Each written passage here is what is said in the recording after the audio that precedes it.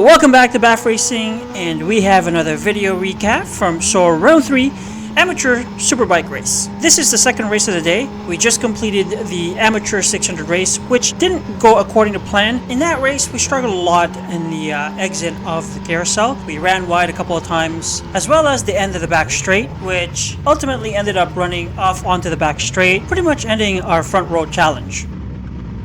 So going into this race, my goal was to not make as much mistake as I did on the previous race, and that proved to be quite difficult to manage. It also doesn't help that we are dealing with some mechanical issues on the bike. Our quick shifter stopped working for this weekend. So here we go, start of the race. We are starting from pole position, and off we go.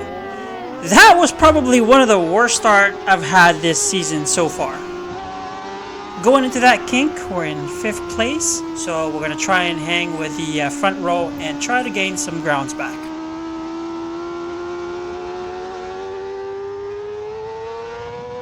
Unfortunately, going onto the back straight, we are too far back from Melanie ahead of us to make any move on the brakes. So for now, we're going to try and sit back and see if there's any opportunities that comes up as the race progresses.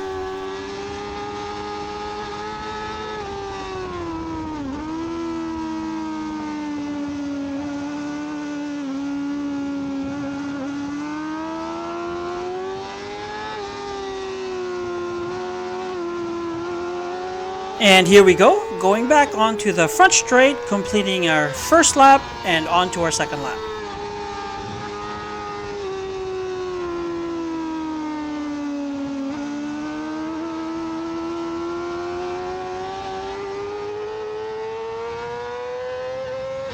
And we have Chase here decided to join the party, blowing right by us on board his ZX-10R. So that move put me at 6th place, but we're still in the fight and the pressure's on to try and move up the grid.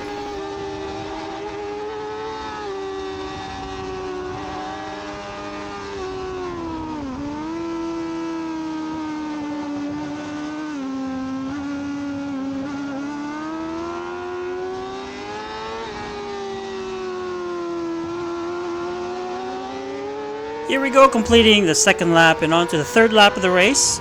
And we are still stuck behind Melanie and Spencer.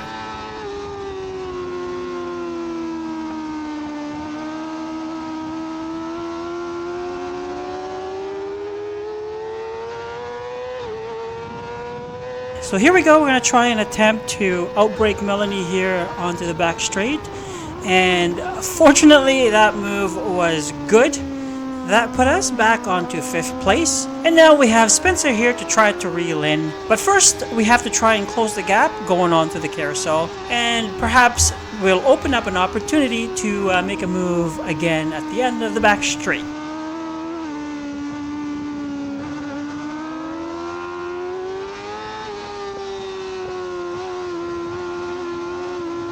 So here we go, completing our 3rd lap and on to 4th lap.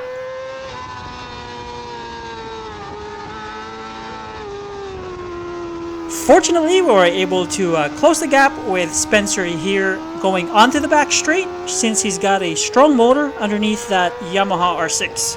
I see here that Spencer is taking a defensive line on that back straight, but we'll try to move on the inside and make a move.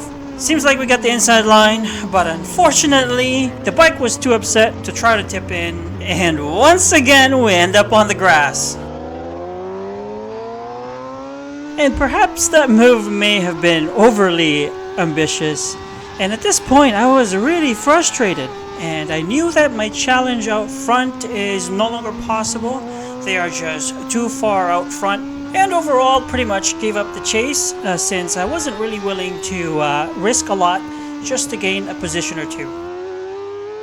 After that incident, we're sitting at 8th place, and the rest of the race really was uneventful, so we'll fast forward to the last lap. Last lap of the race, I've really throttled down my pace and felt that I didn't need to risk anything since I wasn't really at risk of being passed. So I just used this to try and get more seat time and prepare myself for the upcoming race, which is the Amateur Open Sprint.